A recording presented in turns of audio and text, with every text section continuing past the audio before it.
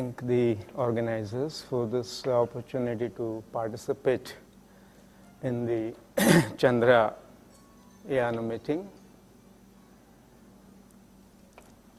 The question of final fate of a massive star has been a long-standing issue in astronomy and astrophysics. I can't do any better than saying or reminding you what Professor Chandrasekhar had to say on the question in 1935.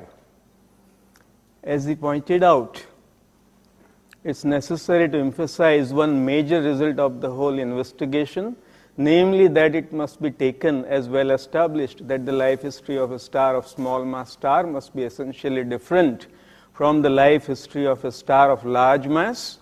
For a star of small mass, a white dwarf, as he says, but then he says a star of large mass greater than a particular limit cannot pass into the white dwarf stage, and one is left speculating on other possibilities. Maybe he came back to black holes and general relativity studies later. In later decades, the issue must have been haunting him all along. My talk will be basically divided into three parts. I'll give some introductory remarks. In the second part, I'll mention a particular stability analysis which we have, the work which we have just completed recently and which is just about to be published. It concerns introducing small, arbitrarily small pressure perturbations in otherwise pressure-free dust collapse, and the conclusions or the insights are intriguing. Then I'll try to summarize the current perspective and conclusions. I should mention here that sometime during early 1990s, I saw a book edited by Professor Chandrasekhar. It was a collection of 5 essays in gravitation theory by various experts. In that, he had made some remarks on the final fate of gravitational collapse, including black holes and naked singularities. So I sent to him some of our papers at that time, and he was very kind to reply back, giving a detailed response where he agreed as such to the models that we had produced, but he complained that the equation of state we had used was probably too soft.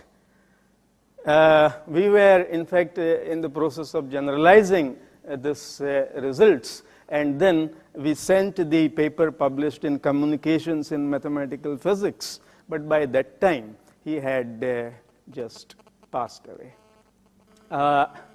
So the point that I would like to make is, you see, one of the most important key issues in relativistic astrophysics and cosmology is what happens when a massive star dies or when it continually collapses. What is the final end state of such a continual collapse? That has been, as I indicated, a long-standing issue.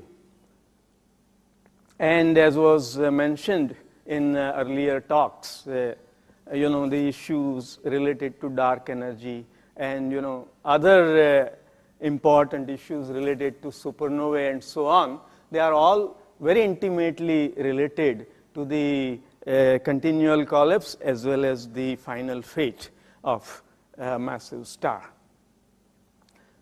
We of course know that several important observational missions are probing these issues, and we have spectacular observations. I'll not go into this detail as to how supernova is produced, because it has been mentioned to you already, as to how out of continual collapse of a star which is not so massive it could settle to something like something which is, you see, of the nature of a neutron star. But then, if the star is much more massive than that, then the point is that we have to have a continual collapse. And then, as we know, stars which are, much more massive, they cannot endure more than 10 to 20 million years. And therefore, the issue of the final fate of such short-lived massive stars is of central importance in astronomy and astrophysics.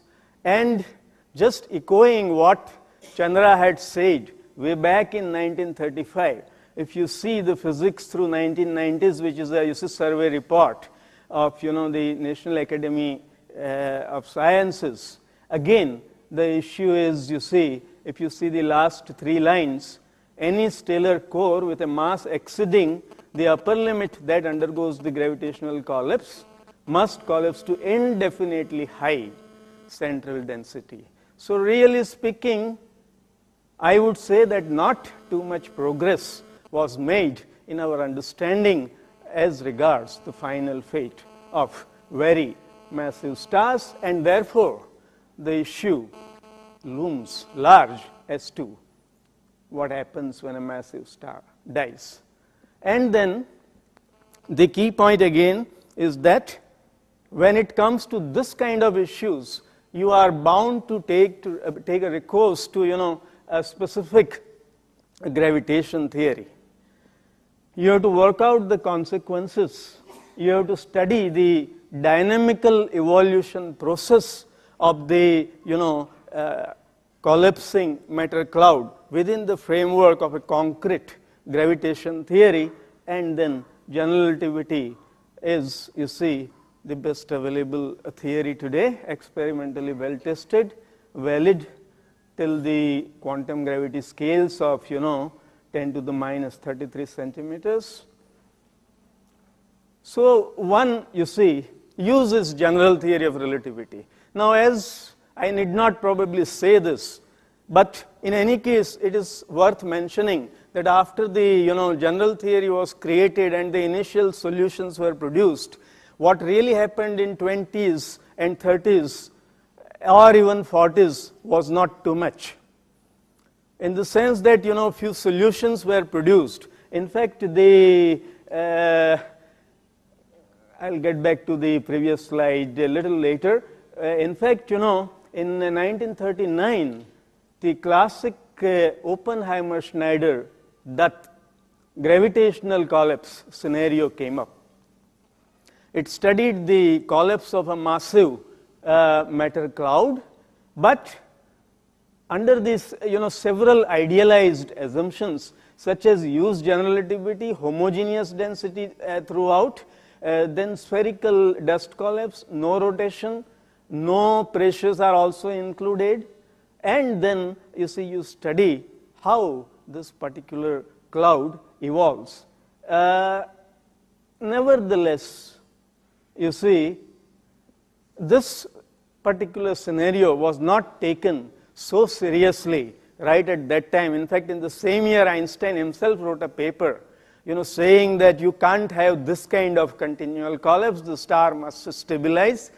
He gave, in fact, a model which is sort of counter-rotating particles. He introduced a particular pressure within the star, and he hoped that this pressures will stabilize the star. Of course, it turned out that actually gravitational collapse can happen in this classes of models also. I'll be in fact referring to this in the second part. But what I wanted to say was that the Oppenheimer-Schneider model was also paid importance only when we have had in early 60s the observations of the quasars or some other very high energy phenomena in the universe, where it was completely clear that the conventional physics would not explain the observations at that time. And then there was a revival of interest in the gravitational collapse. In the meantime, as I was mentioning to you, the general relativity, one of the important development was the, development of singularity theorems. Singularities must develop in a very general framework, provided some, physical reasonable physical conditions are satisfied. And then at this singularities, the densities, curvatures, and all physical quantities must go to infinity. And then, the question became important, that are such singularities of collapse visible to external observers in the universe? Whenever I say singularity, please understand by that, an ultra dense, super ultra dense region in the universe, because ultimately one would hope that the singularity will be resolved, in some sense by the quantum gravity and so on. Nevertheless, even the visibility of such super ultra high density regions would be important and interesting in its own right. And I would like to point out that this is one of the most important issues in black hole physics today. So I was talking about the Oppenheimer-Schneider collapse scenario. This is a figure taken from Kip Thorne's book. The star collapses, and at some stage it enters what is called the event horizon of gravity. Once it has entered that particular, region, then no light from within the star escapes, and then this is the creation of a black hole region within the space-time, and then the star finally collapses to the space-time singularity. However, this is completely hidden within the black hole, and therefore you are not worried about its possible physical consequences or impact on our observations, so to say. So, well, today I would say that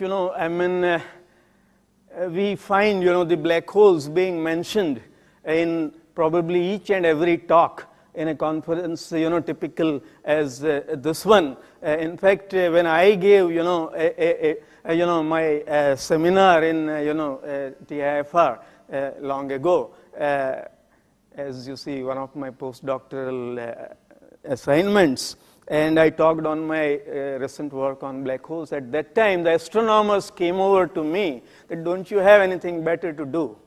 And this is a true, story or true happening. And they said that, why don't you work on, something realistic? But now we know. But now today, the important point that I am making is the high energy phenomena that we see in the universe, make us, examine these objects much more seriously. I already mentioned to you, how the revival of interest happened, and then as a result, many development took place in 60s and 70s. On one hand, on theoretical side, the development of the black hole, astrophysics, the laws of black hole thermodynamics, classical and quantum aspects. And on the other hand, very many applications. For example, the jets at the center of the galaxies and so on. And then we have this typical, artist's imagination of the black hole and so on. And then the picture that we have on this fundamental basic issue today is something like, this picture that a low mass star would go to a white dwarf after the evolution, whereas high mass star will either settle to a neutron star or to a black hole. This is the canonical picture, but at the bottom of all this development lies what is called the cosmic censorship hypothesis. Cosmic censorship hypothesis basically says that the outcome of any realistic star, massive star collapsing, would be qualitatively the same as what the Oppenheimer-Schneider, that scenario was, you see, telling you. A generic star will go to just OSD way and make a black hole only. That is the, you see, cosmic censorship hypothesis. Of course, there is a question mark, and this is an unanswered question. There have been very serious efforts, you see, to establish this particular, hypothesis in the form of a theorem. People hoped that one fine morning, just like singularity theorems, you will have a censorship theorem, you see, a proof coming out from, some theoretician. But in fact, as theoreticians have probed these issues, in fact, I myself entered this field trying to, prove cosmic censorship hypothesis. I thought that let us try to, prove this. If it is done, it is a nice thing, which, one would be happy to have worked on. But what we found out, we even published a paper in Annals of Physics, claiming a proof to the censorship hypothesis. Nevertheless, it turned out that our assumptions were extremely restrictive. So, the important point has been that, you see, what is the final fate of a massive star under realistic physical conditions, and there has not been, and I would say, emphatically that, not been any proof, but not only that, even a good, formulation of the hypothesis, despite many efforts, we have not been able to achieve successfully. Now, the information given by the singularity theorems I mentioned is a bit too general, you see, and what we specifically need to know is when you take a, specific model of a star, collapsing, maybe with a, particular density profile, or with a particular, pressure profile, or particular initial, velocity profiles, and then actually do the dynamical evolution of the cloud, which has been a very difficult job, by the way. In general relativity, trying to do these calculations is extremely difficult, and that is why the slowness of the progress. I was, you see, in the morning, listening to Professor Kulkarni, doing things, you see, quickly. I wish, you see, that I would be able to, because this, whatever little, insights have been obtained by workers in this field has been again after, many years of the struggle.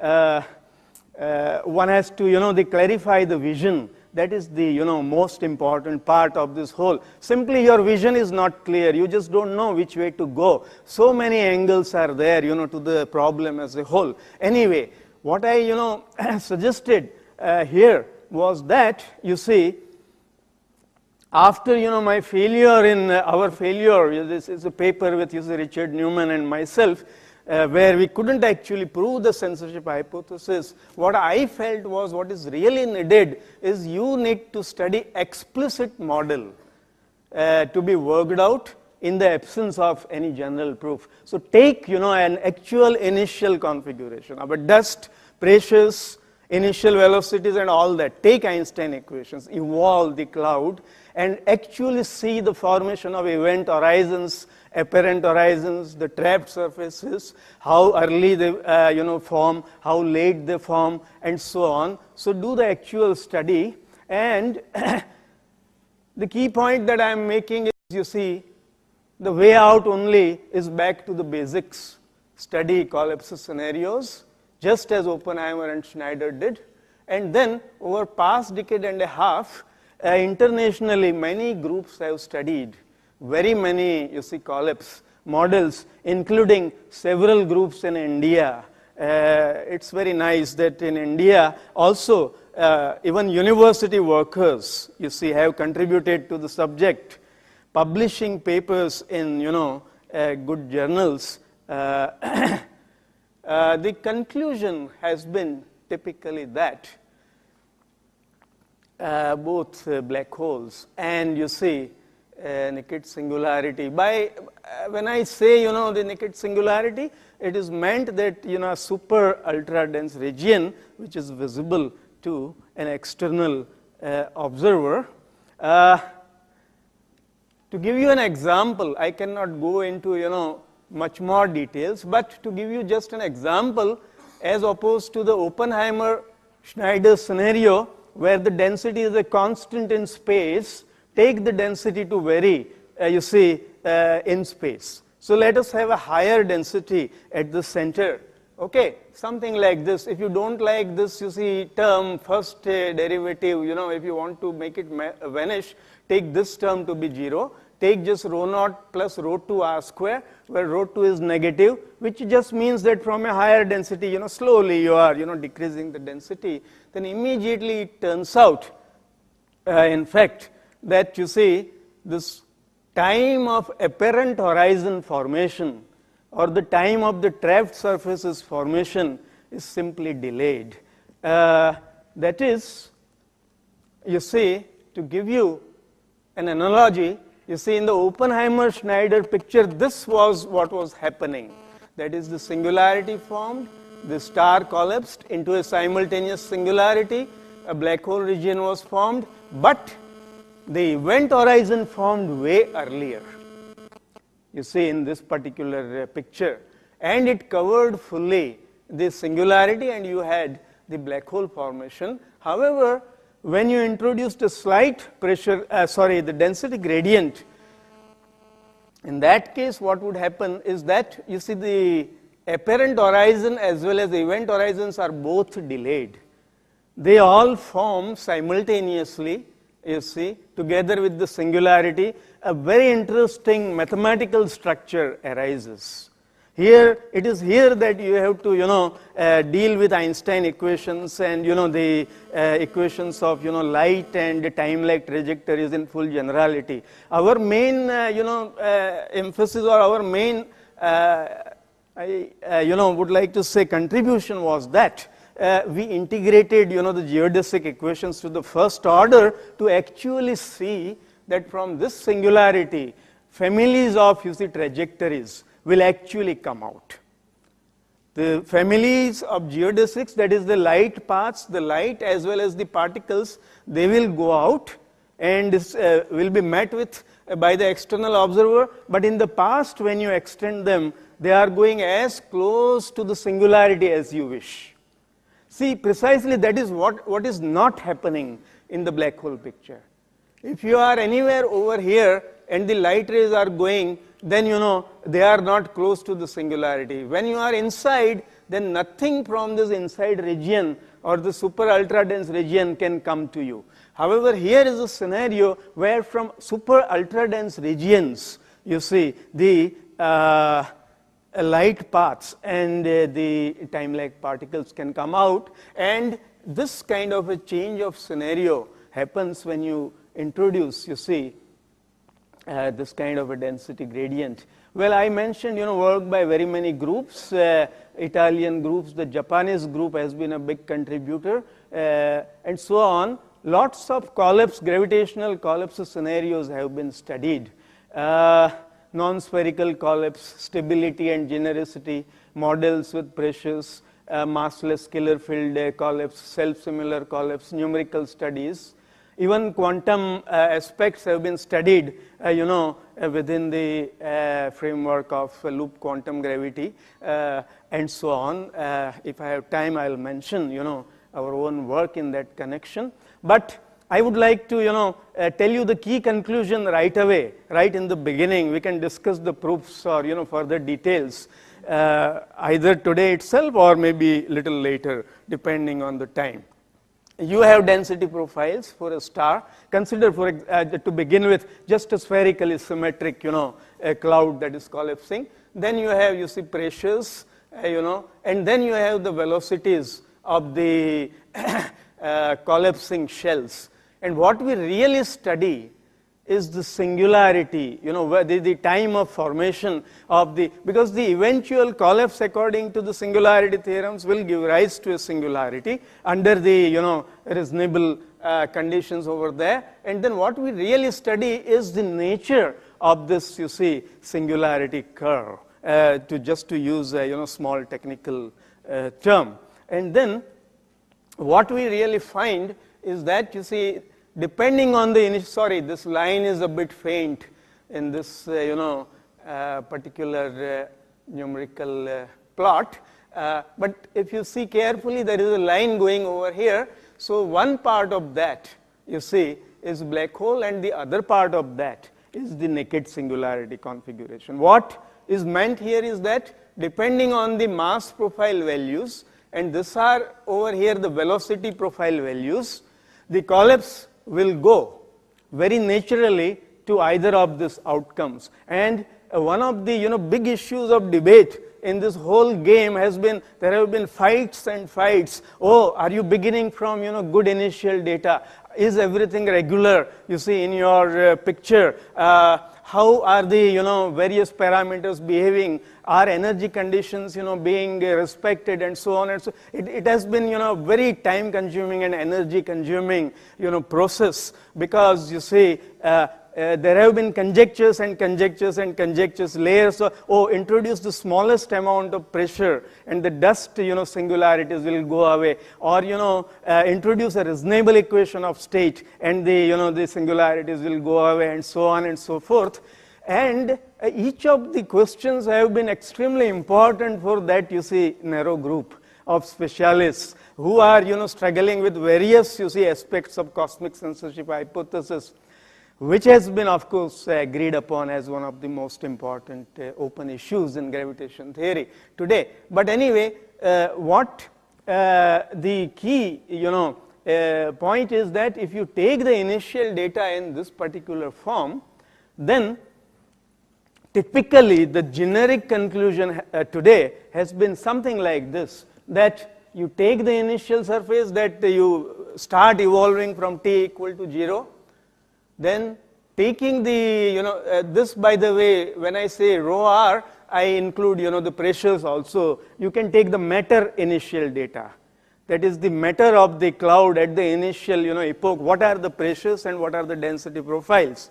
And then, depending on that, you see, either there are velocity profiles which will take you to a black hole configuration, or the other ones which will take you to a naked singularity configuration. So this, in the spherically asymmetric collapse, has been understood.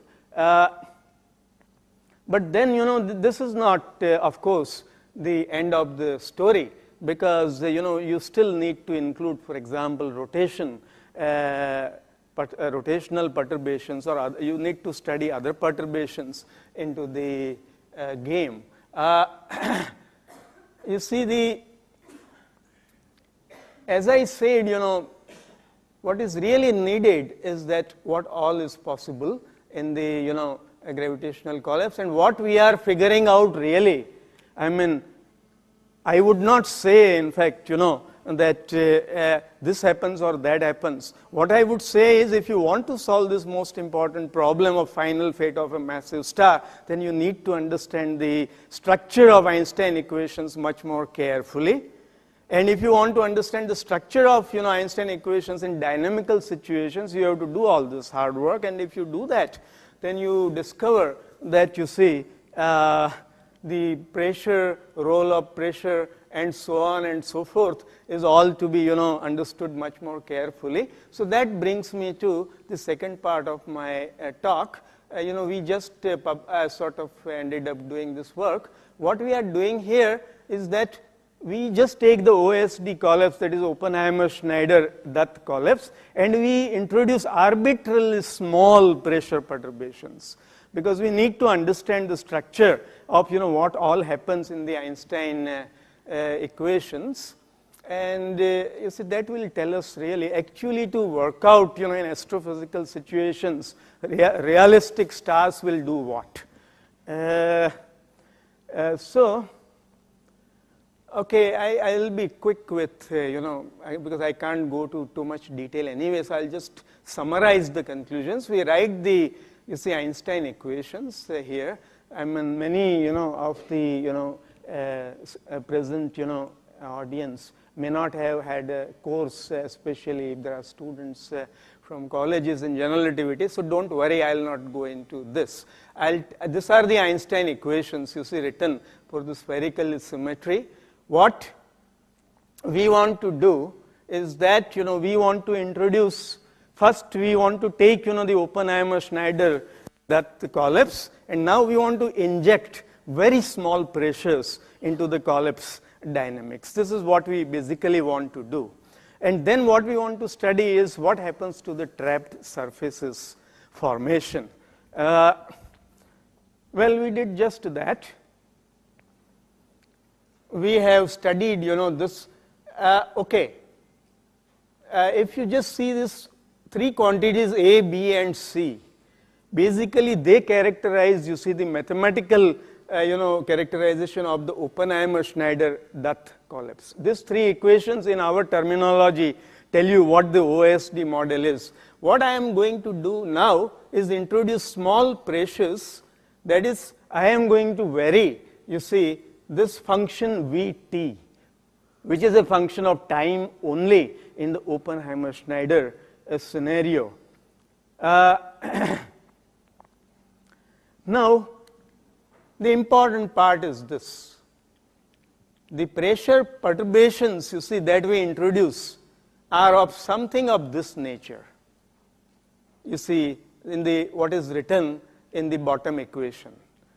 When you had no pressure at all, you had the Oppenheimer-Schneider, collapse. But when you introduce pressure, where G1 here is the function, of a particular time coordinate V.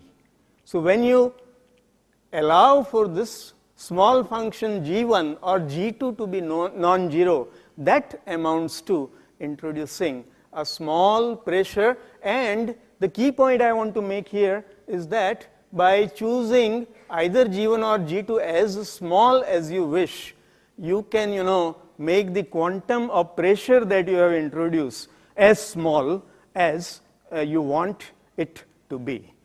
So, the point that again turns out is that, these are the technical equations for the singularity curves, and these are the equations for the trapped surfaces formation. When you have, mark a negative sign here.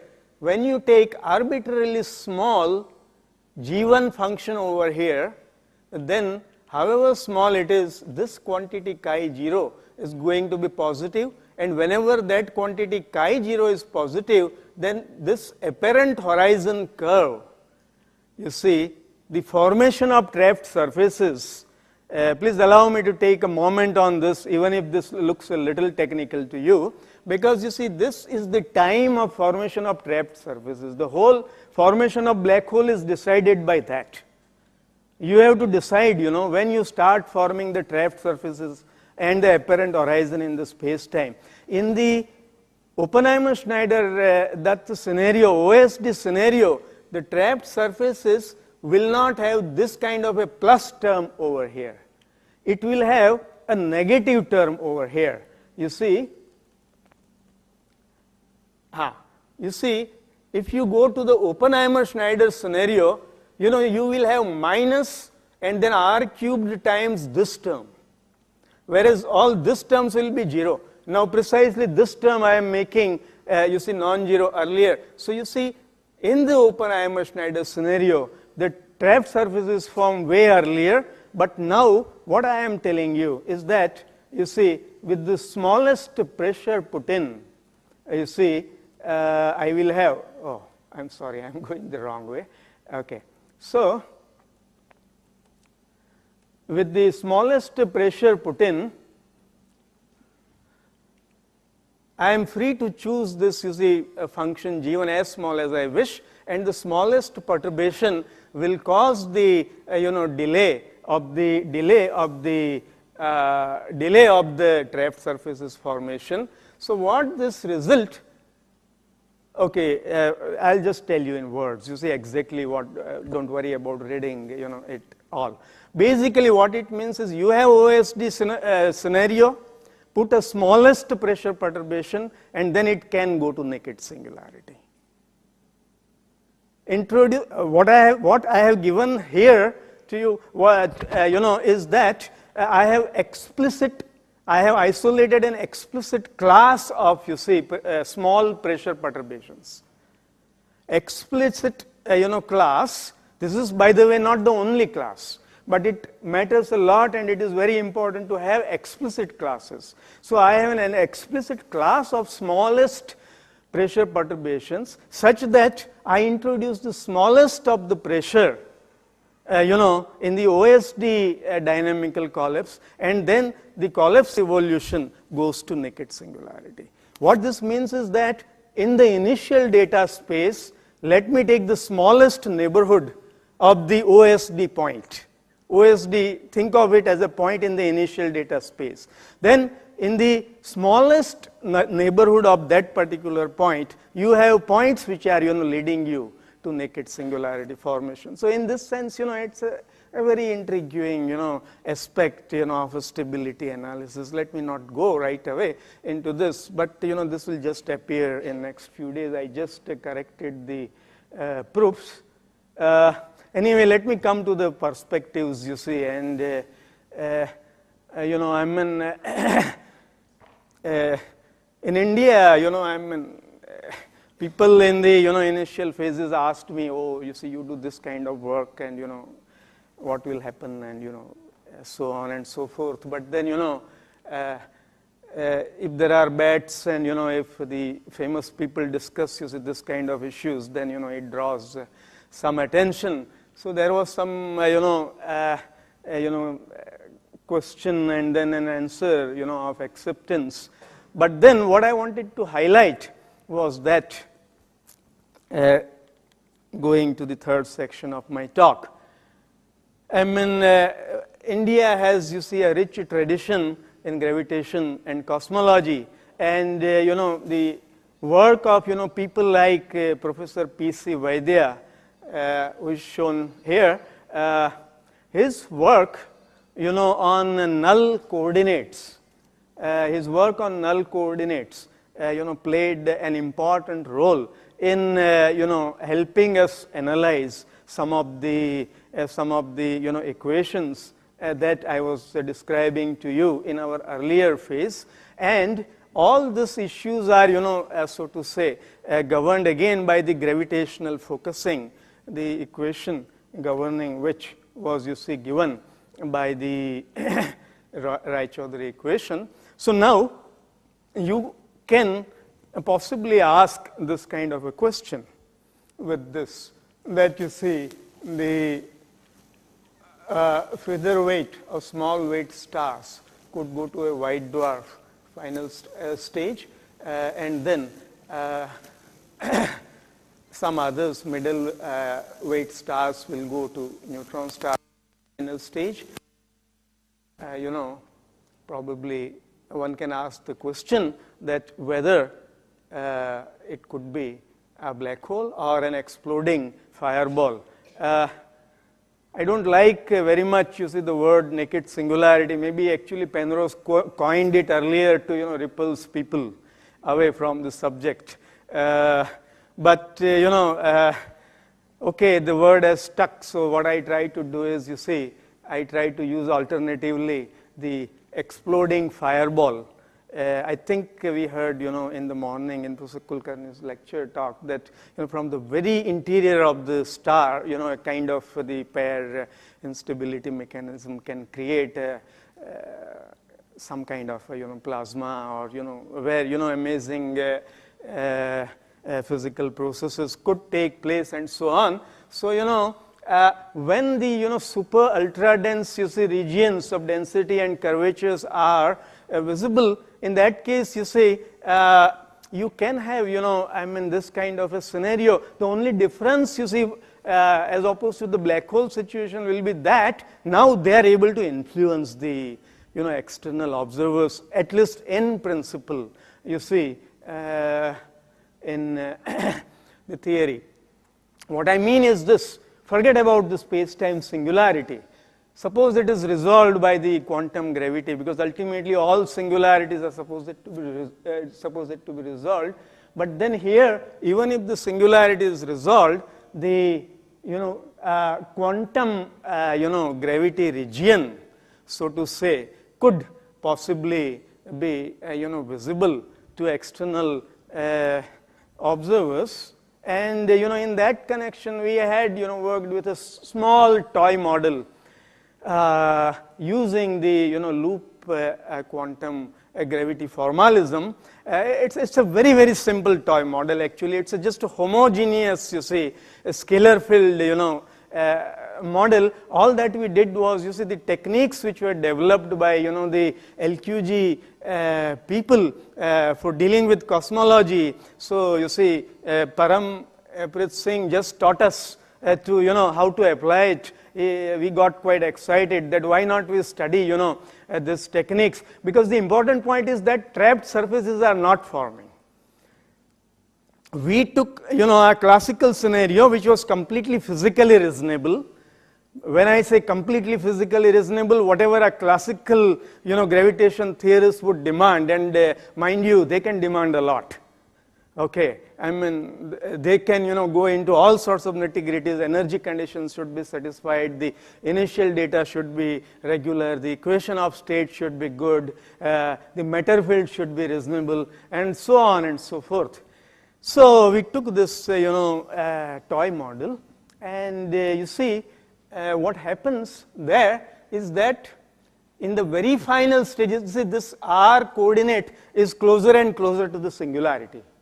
When r goes to 0, then a singularity, space-time singularity occurs.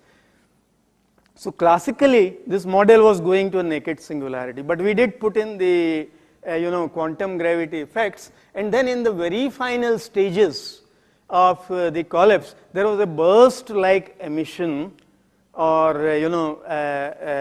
radiation output, which jumped. This is the that particular quantity, and the key thing that is doing is that there are effective negative pressures built up by the quantum gravity effects that allows you to throw away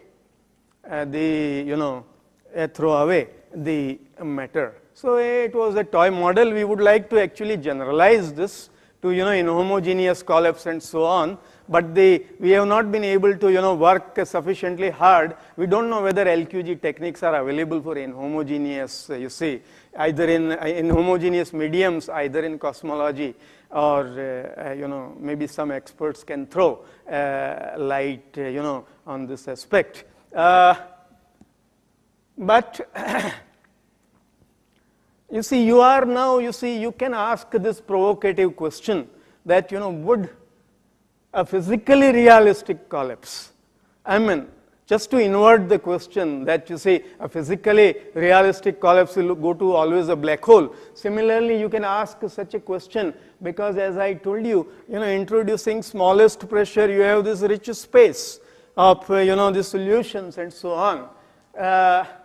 So you can ask this particular question, and then anyway, discussing all these sorts of questions, I ended up writing particular article, and this I mention here because it was a very interesting exercise for me in what is called in India the public outreach of science. I had never imagined that I'll run into this kind of it took a lot of my time actually away from research, but it was worth it in some sense because many languages it got translated, and even this German editorial which is there a cosmic sensor, this German editorial says some, I am not an expert at German, but it says that Event Horizon is not perhaps just a tourist attraction, and maybe it is much more than that. But the interesting thing was, the whole, what I want to tell you is, the whole issue is being debated quite a lot. I mean, it is not something on the fringe somewhere, lying in some corner, because today it has some, astrophysical relevance, settling the question one way or the other. I always try to clarify in my articles, this one or any other, that one is not saying that this must happen as the final outcome of the collapse. But what one would like to say is, if you want to settle this all important question in cosmology, then what is really needed is to understand this, you see, structure of the space of, Einstein solutions. And that is exactly, or that is all we are doing. And how you interpret that, I mean, it is fine. Hopefully, all these studies will help you someday to prove cosmic censorship. But then, I mean, in order to prove it, you have to have some concrete data, no? I use the word data, because it may be, and by data I mean, some whole framework of, theoretically studied model, models. If you have a whole lot of models, you see, and then you can, try to, develop some kind of, strategy on, what to do with or how to prove censorship hypothesis. So hopefully our work and the work of many other groups, might lead us, you see. But then, again, just as an example of public outreach, when I saw these articles by this, model and actor Angela Shelton, who has spoken to American Congress and all, so she read this article of Scientific American. I would like to, if I had any means, I would convey this to the Bollywood people, you see, in India. But she read this article. That is the amazing, thing. Not only that, she wrote herself a few articles, giving social analogies in black holes and fireballs. And, she's a great women, rights activist, and, she would say that I want to be a rebel star, I want to be a fireball, I want to escape the black. You are welcome to see her website. All this, some 4 or 5 articles are there. She has written, and quoted from this article. So it's an amazing, experience, interesting experience for me, for the public outreach. Anyway, we see all this phenomena in the universe of explosions. And you see, I would, rather like to, ask again a provocative question that, can we think of, a hypernova? And again, I apologize if I'm using, this word in a slightly different meaning, where I mean, a final complete disintegration of a massive star.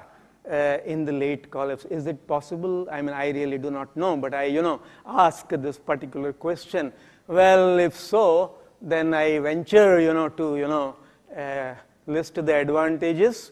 Then you don't have to worry to prove cosmic censorship hypothesis, which is anyway turning out to be a horrendous, issue. The infinite density singularity is avoided. The observational tests may be possible, you see. Look, and well, in fact, only recently there was a paper, by Harko and someone else talking about the accretion disk around a naked singularity configuration. It's quite a detailed paper, Harko and someone else. So they asked this question that if you have a naked singularity configuration, and then if you talk about the accretion in the vicinity of the same, what distinct features you will, come across. And yes, I should also mention that black hole at the quantum, level have many paradoxes. So, so this is a poor man's solution, to some of these paradoxes. But of course, that need not be the case, and maybe both black holes and fireballs develop depending on the, initial data that one is talking about. I am just coming to the, close of my presentation. So I would say that the classical gravity, takes you all the way, up to the, final stages of collapse. Then quantum physics should take over. And, one of the mechanisms, either LQG or the, the conformal, quantization method that, Professor Narlikar, Paddy, myself, and we all worked on. So maybe any one of those, could possibly help us resolve, this, particular singularities. But then, as I showed you in a previous picture here, you are still, faced with, a scenario like this. And I would not like, it's very important to my mind at least that even if the, quantum gravity resolves the final singularity of the collapse, the key difference between this and this is, you see, here the ultra dense regions are visible. And, physically, therefore, the signatures of both the black hole or the fireball will be very, very different from each other. And this is subject to various. Okay, I think I'll just, end. Some people have, speculated where this may be useful, but I will not go into those kind of details at the moment. Just to summarize, you see, the general relativity, implies the existence of strong gravity regions where both quantum gravity and general relativity come into their own. And then, as Wald pointed out, if censorship fails, then in a literal sense, we would come face to face with the laws of quantum gravity whenever gravitational collapse to a naked singularity occurs in distant regions of our universe. So I wonder whether this should be considered as an exciting possibility. And finally, whenever we see huge, explosive phenomena in the universe, we really always wonder what would be the final stage or, state of, this particular configuration. Thank you very much.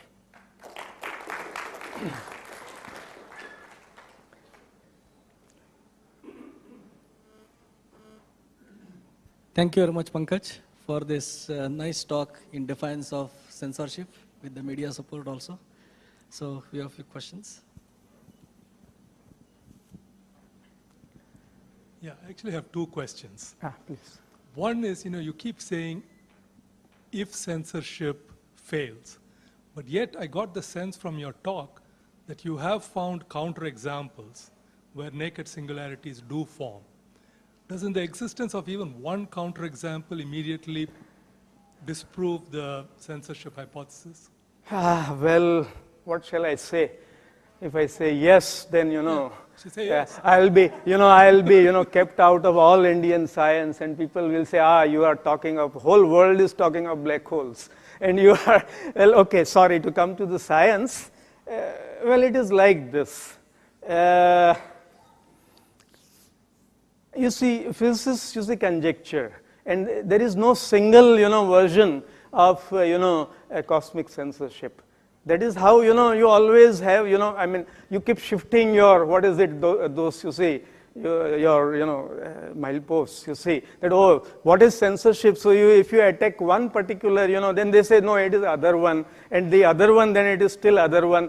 So let me give you an example. Previously, it was said that, okay, introduction of smallest pressure will, recover for you the black hole. But then it doesn't. Then equation of state. So then in our work, we have studied, the isentropic equation of state P equal to K rho, then P equal to K rho to the power gamma and so on.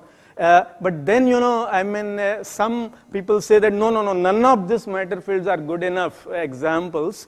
Only massless scalar fields, you say, should produce. But then, lots of astrophysics friends, they say that no, please keep us away from the massless scalar fields.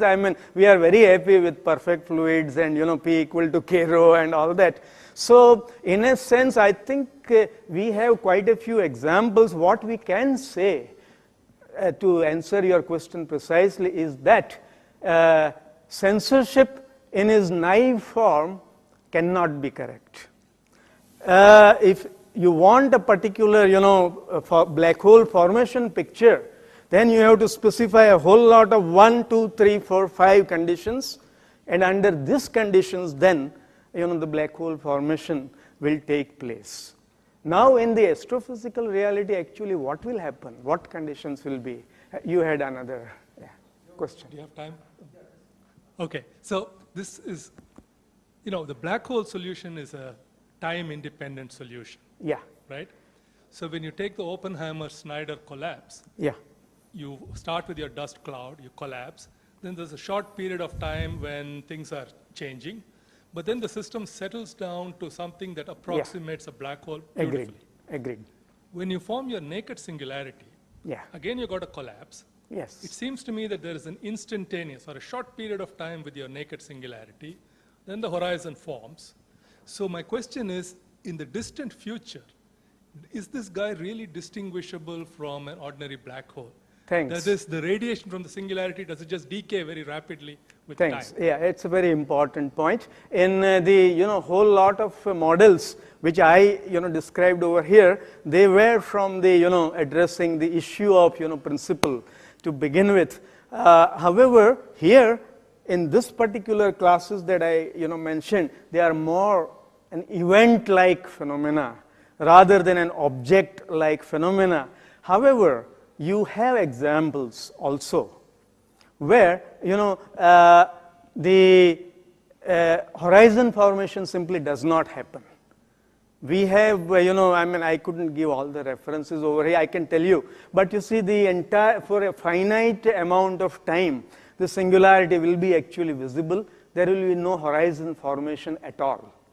So those models are all very much there. So there is a wide variety, and that is what I meant by the data bank. So which way to actually do that is and then there are the Kerr-like solutions with those are the sort of a continuation. As a continuation of the same question, I was wondering, so in the Oppenheimer-Snyder collapse picture, you said if you turn on an infinitesimal pressure, yeah.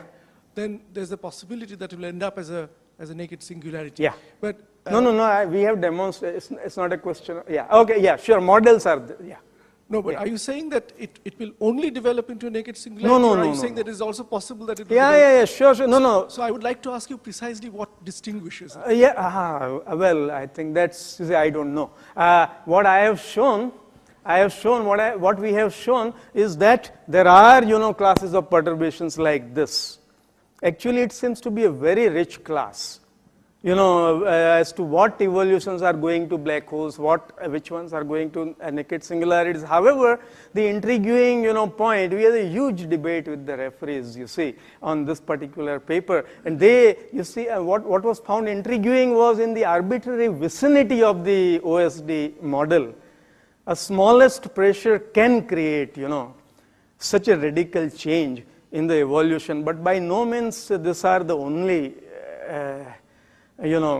so maybe we can discuss this in much more detail later as to what all is possible, but let us not go into that right now. Yeah. Fluid with radial pressure included, same results. Same result. Okay, then my next, the question is that here what you really do is you follow the null geodesic back and say that it ends in that thing.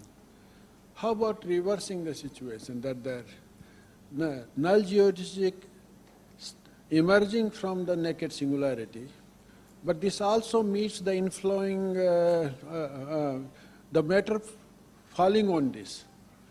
Now, is there, in a realistic situation, what I would say that something which emanates from the naked singularity, but is it able to come out meeting the inflow of the matter, and still it comes out. So then it becomes whether it is visible outside in a realistic sense.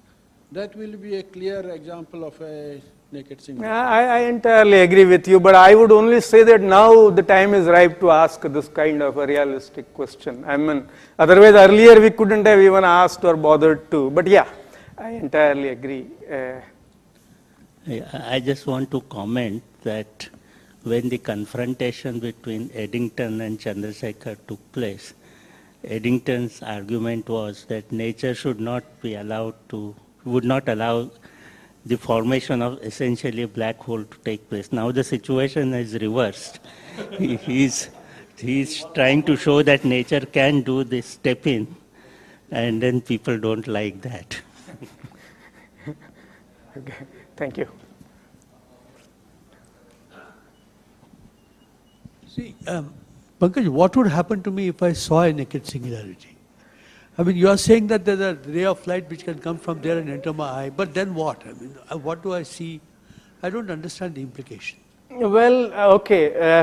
Would I go bonkers or? I mean, No, you are right. On a speculative side, since you are asked this on a speculative side, you know, we have tried, you know, I mean, in fact, you see, Naresh and Roy and, you know, you see whether a GRB, a gamma ray burst-like event, you know, because, see okay, allow me to, you know, say something which may not be, you know, completely sort of, you know, concrete at the moment, as concrete as, you see, some results I stated here. But you see, if the super ultra dense region is not, you know, covered, trapped by the trapped surfaces, then a shock forming there, you see, because the inhomogeneities will be there.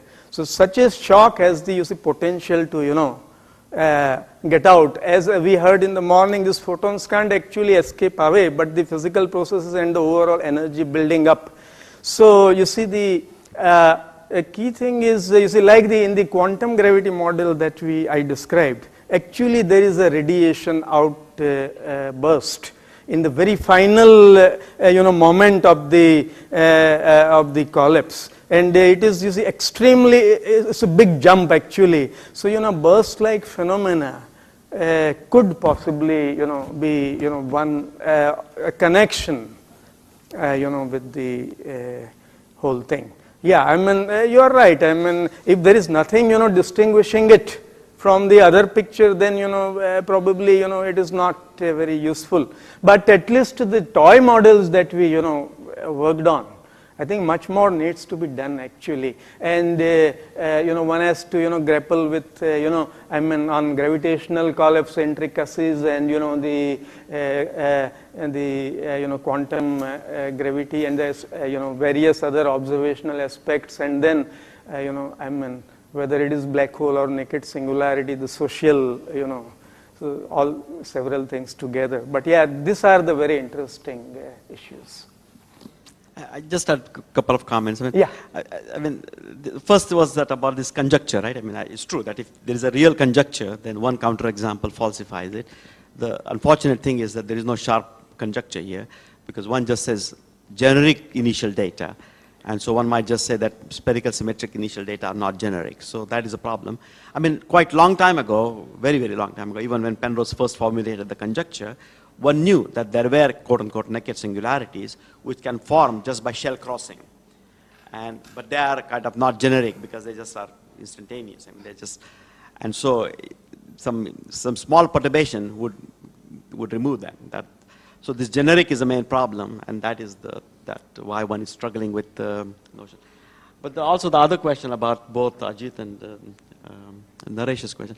So there is a very rigorous work on this for using the scalar field by Christodoulou, which is, I think, in the 90s published. And there too it is true that if you have a spherical symmetric collapse of a scalar field, then there is a naked singularity. And it is of the type of naked event, as you say, as opposed to naked singularity, exactly what Ramesh was saying. But there it is true that, in fact, at any finite time, at any finite distance, the light would be infinitely redshifted. And so, as Brandon Carter said, there is a naked singularity, but only when the lights are out. So therefore, this really would not have much effect on anything, I mean, physically. So for the scalar field collapse, therefore, this was not taken as an important thing at all. So one of the things that you need to do is to really worry about this issue first. I mean, this is really related to Naresh's question also. I mean, it could be that there are these events or even object, yes. But then by the time the light escapes to any finite distance, maybe it is so redshifted that it has negligible effect or something. I completely agree. May I make a couple of comments related to this? As far as the genericity is concerned, or stability is concerned, again, you see, in the gravitation theory, There is no, you see, specific formulation, and that is why this, you see, generically, which is meant again to take quote unquote physically realistic, all the clouds will go to a black hole. The point is there is no, specific formulation of exactly how to, in Newtonian, thing, how to test stability, and, so, but in general relativity, the genericity and stability are very ill-defined, terms. So you see, for example, if I am in spherical symmetry, and if I have, matter initial data, rho and, PR and P theta and so on, and then if I have, the spaces, then I can analyze that. But of course, one can then ask, what about rotational perturbations?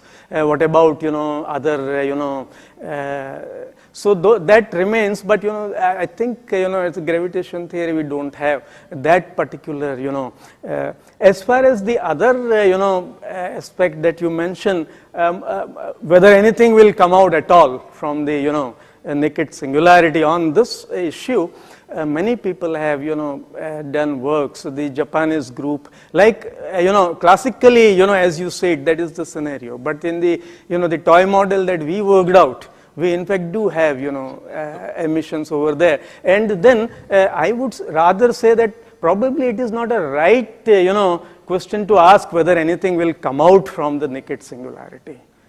Like, I mean, black hole also, nothing comes out from the black hole. Things fall into the black hole, and, I mean, it is the accretion, that is the indirect signature.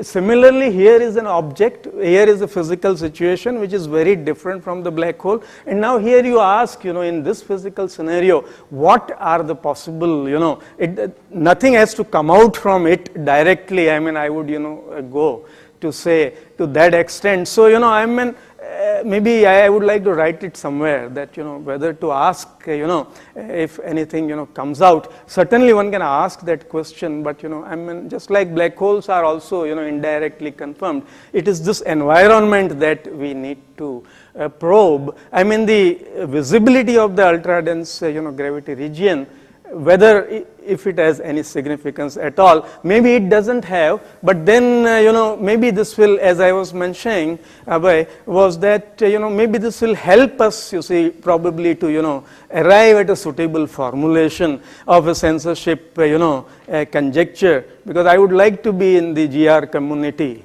which believes in, and would not like to be, But there are several issues. One is that, I think, for conceptual clarity, one should keep aside what happens in general relativity and what happens if you include some bigger theory like quantum gravity. Oh, I see. Yeah. So I think for, observationally, of course, agreed. But conceptually, that's very well taken. But the second thing is that I disagree that one should not worry about if something comes out. I mean, the whole reason for cosmic censorship was whether predictivity of classical theories is completely broken down if you have a gravitational collapse. So if in fact, the whole point you mean if naked singularity, sorry, if you have naked singularity. Yes, the whole point was that you might have the Cauchy problem will not be well defined. I mean, with a black hole, the Cauchy problem for other fields is still well defined. In the presence of naked singularity, it may not be well defined. And therefore, I think it is a very important question whether... I agree. So one should not sort of just downplay it. You should not so readily say that, well, nothing will come out. I mean, that is the key point. Whether in fact some burst comes out to really completely violate predictability, I mean the global hyperbolicity of the space-time, so that you will not have a unique evolution. So that I think is the first key question. And then second question is the observable effect, which has to do with this infinite redshift and versus something else. Shyam. But in principle, you see, the black hole and space are not the same. The black hole, nothing is supposed to come out because I am able to buy them.